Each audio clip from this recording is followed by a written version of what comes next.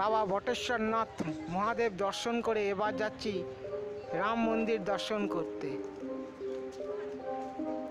ওই দূরে দেখা যাচ্ছে রাম মন্দিরে ঢোকার গেট। রাম মন্দির বটেশ্বর স্থানের একদম গঙ্গার পাড়েই অবস্থিত। রাম মন্দিরে ঢোকার আগেই বাঁদিকেই রয়েছে আর একটা মন্দির। কিসের মন্দির বলতে পারছি না, ভেতরে গিয়ে আপনাদের বলছি। এটাও একটা বাবা মহাদেবের মন্দির। রয়েছে একটা ছোট শিবলিঙ্গ।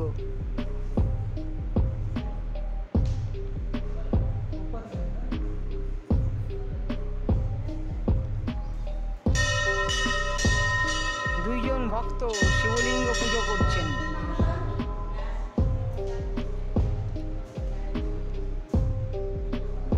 এখান থেকে বেরিয়ে আপনাদেরকে একটু চারদিকটা দেখাবো।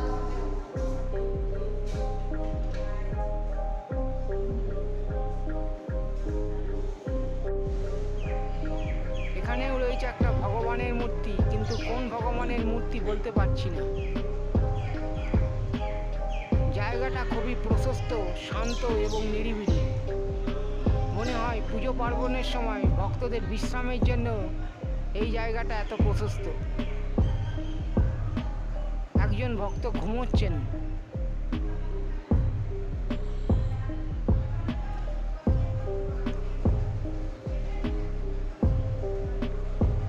আপনারা দেখে নিশ্চয়ই বুঝতে পারছেন জায়গাটা কত শান্ত এবং নিরিবিলি।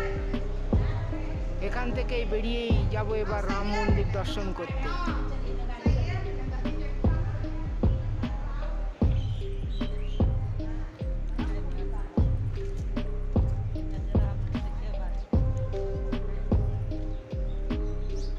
মন্দিরে ঢুকতে প্রথমেই চোখে পড়বে লেখা রয়েছে জয় হনুমান। আর ডান দিকেই রয়েছে হনুমানের মূর্তি।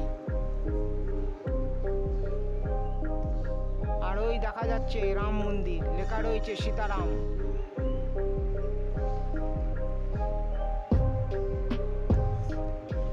এখানে দাঁড়িয়ে আপনাদেরকে একটু চারপাশটা দেখিয়ে দিই।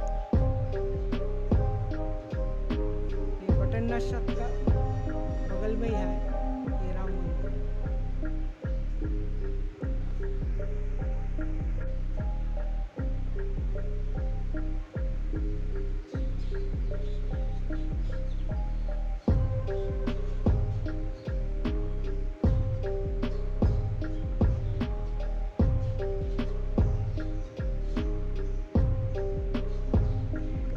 মন্দিরের গেট বন্ধ থাকবার জন্য আপনাদেরকে ছবি বা ভিডিও দেখাতে পারলাম না। এখানে রাম, লক্ষ্মণ, সীতা একই আসনে পূজিত হন। ওপরে রয়েছে ভবন, মনে হচ্ছে ভক্তদের থাকার জন্যে এখানে ভবন রয়েছে।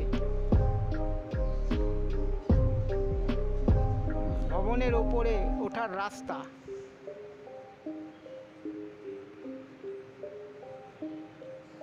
আপনারা যদি আমার ত্রিপুরা ভ্রমণের ভিডিওগুলো মিস করে থাকেন তাহলে উপরের আই বটনে ক্লিক করে আপনারা আমার ত্রিপুরা ভ্রমণের ভিডিওগুলো দেখে নিতে পারেন।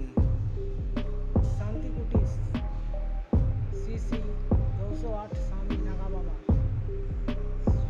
সংস্থাপক শ্রী শিষ্য শ্রী শ্রী 208 স্বামী শান্ত বাবা বাবা বটেশ্বর।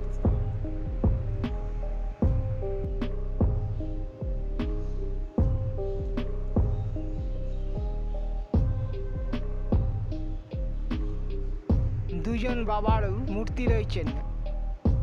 একজন হলেন স্বামী নাগা বাবা আর একজন হলেন স্বামী শান্ত বাবা। এবার রাম মন্দির দর্শন করে বেরিয়ে যাচ্ছি। এই মন্দির থেকে বেরিয়েই ডান দিকে পড়বে গঙ্গার ঘাটের দিকে যাওয়ার রাস্তা। এখন যাচ্ছি গঙ্গার ঘাটের দিকে। আপনারা যদি এই চ্যানেলে নতুন এসে থাকেন আর যদি ভিডিওটা ভালো লেগে থাকে তাহলে ভিডিওটাকে লাইক করে একটা সাবস্ক্রাইব করে দেবেন এবং পাশের ঘন্টাটাকে বাজিয়ে দেবেন, যাতে যাতে পরবর্তী ভিডিও আপলোডের সাথে সাথে আপনাদের কাছে নোটিফিকেশন চলে যায়। এখানে অনেকেই স্নান করছেন, কিন্তু আমার কাছে স্নান করবার সরঞ্জাম না থাকার জন্য আমি এখানে স্নান করতে পারলাম না।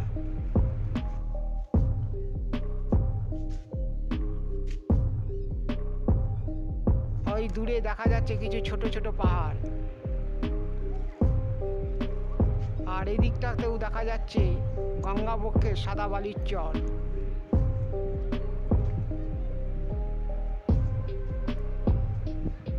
এইবার এখান থেকে ওপরে উঠে সামনের দিকে আবার যাব।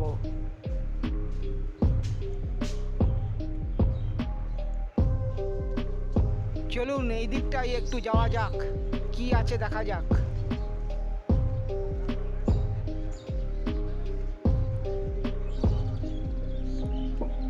এখানেও আর একটা স্নান করবার ঘাট রয়েছে।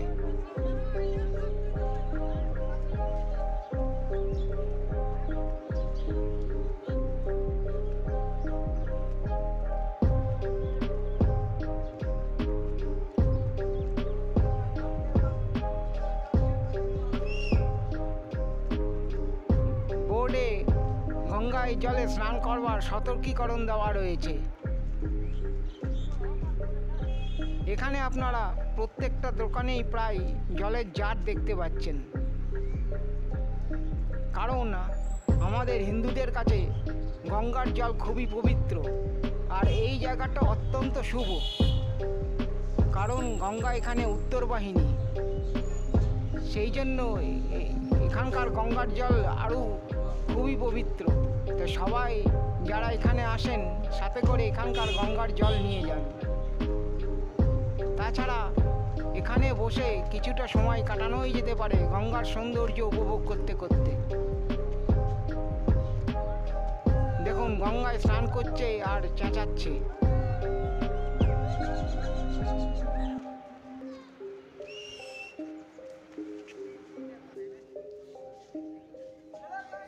কাহালগাঁও বটেশ্বর স্থানের রাম মন্দির কাহালগাঁওয়ের বটেশ্বর স্থান বটেশ্বরনাথ মন্দিরের ঠিক ঢোকার আগেই পড়ে।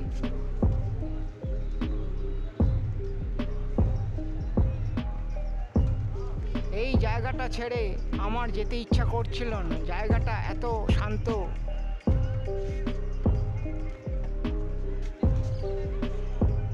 আপনারা যদি আমার ঝাড়খণ্ড ভ্রমণের ভিডিওগুলো মিস করে থাকেন তাহলে উপরের আই বাটনে ক্লিক করে আপনারা আমার ঝাড়খণ্ড ভ্রমণের ভিডিওগুলো দেখে নিতে পারেন।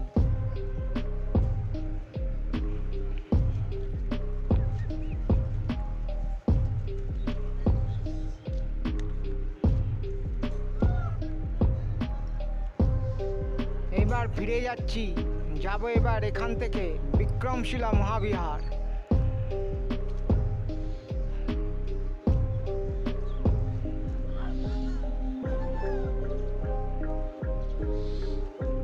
বিভিন্ন মুনি এবং ঋষিদের তপস্যার কারণে এই জায়গা অত্যন্ত শুভ। এখানে প্রচুর হালকা খাবারের দোকান রয়েছে, প্রায় সব দোকানেই এখানে চা স্ন্যাক্স পাওয়া যায়।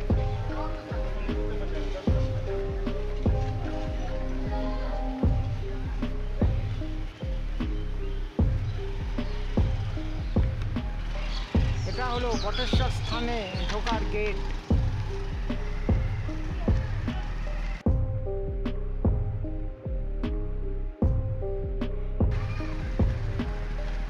এবার যাচ্ছি একটু ডলফিন সাফারি পার্কের দিকে।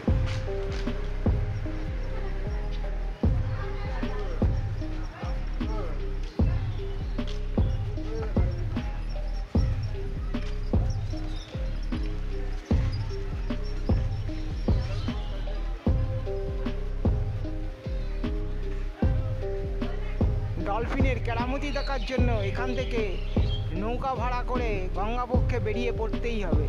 এখান থেকে গঙ্গার ঘাটগুলো দেখতে খুব সুন্দর লাগছে।